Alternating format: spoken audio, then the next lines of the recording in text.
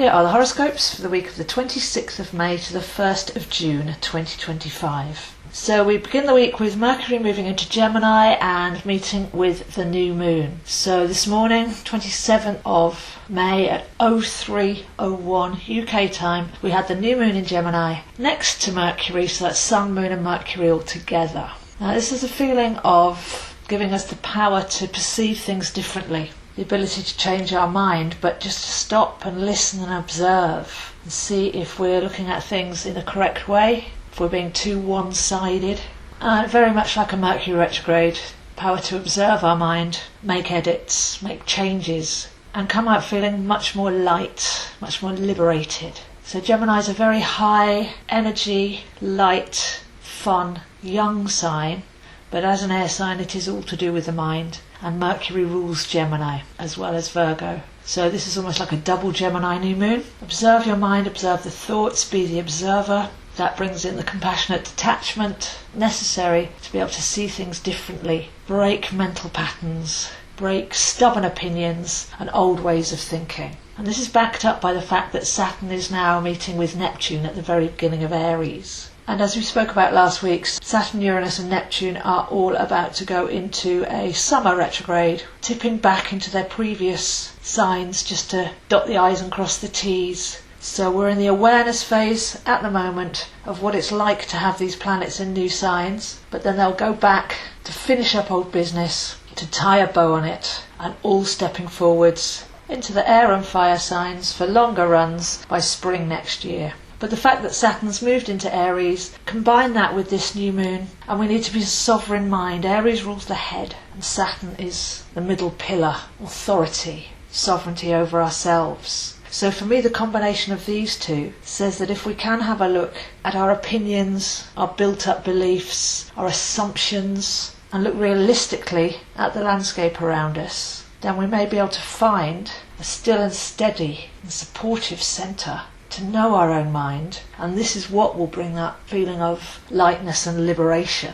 We're letting go of decades of belief and behavioural patterning, but in order to do that we have to think differently. So can we align this week with higher perspective, curiosity? Don't have to be right. Look at something from the other side and see where your middle is. Don't have to pick a team, don't have to belong. And with a flurry of information that is modern life, having that anchor, that centre point, is really where our sovereignty and authenticity comes from. So very mental beginning of the week, but there's an anchor there. There's a spine, there's a backbone. It's being asked of us to find. Where do you stand? What do you truly know?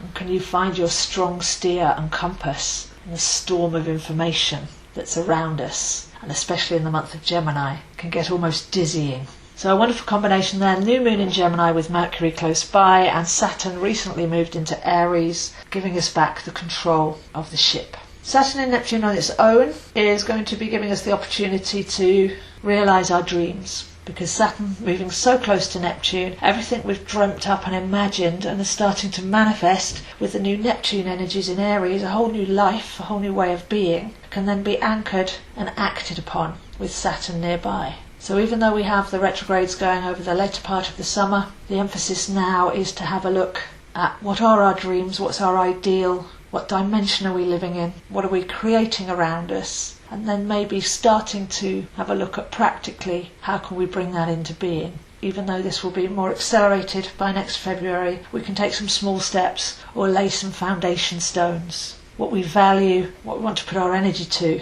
and set some of the groundwork this springtime. And to this end, the new moon in Gemini may give us some inspiration, some ideas. Can we think freely, playfully, consider possibilities, and elevate our energy and our minds under these alignments this week, breaking free of the old beliefs, this will always be that way, or that can never happen, or because something's happened in the past it's bound to happen again. That's the kind of thing that we want to break free of. Very earthly, mundane, entrapped kind of thinking.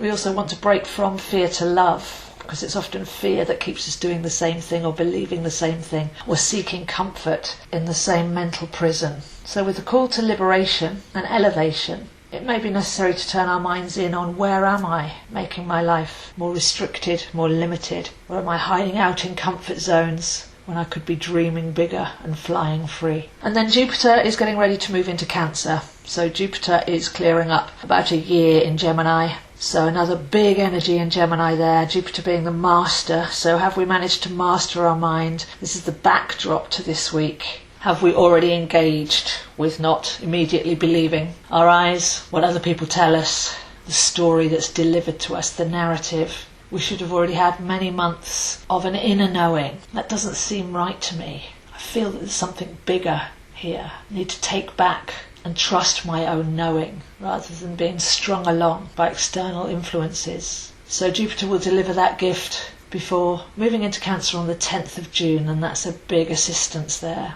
So very mercurial Gemini energies, very heady with all the Aries energy as well. Soul focus really this week is challenging, restricting beliefs, changing behavioural patterns, creating a little bit of distance to be able to see things from the other side, releasing density so that we can rise up and see things with a better perspective.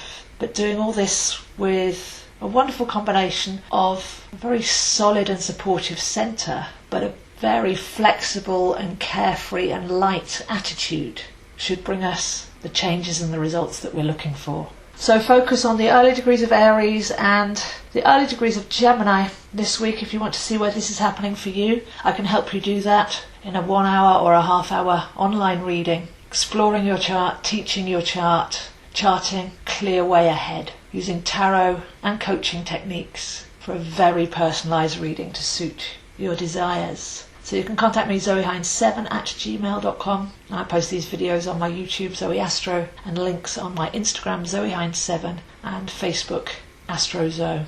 So are we ready to take steer now, to be our own navigator, to strengthen our core, to make room, to challenge what's been before, or what's being delivered to us, make up our own minds? Mastery of the mind and sovereignty are the theme of this week. So wishing you a wonderful week, and I'll see you next week.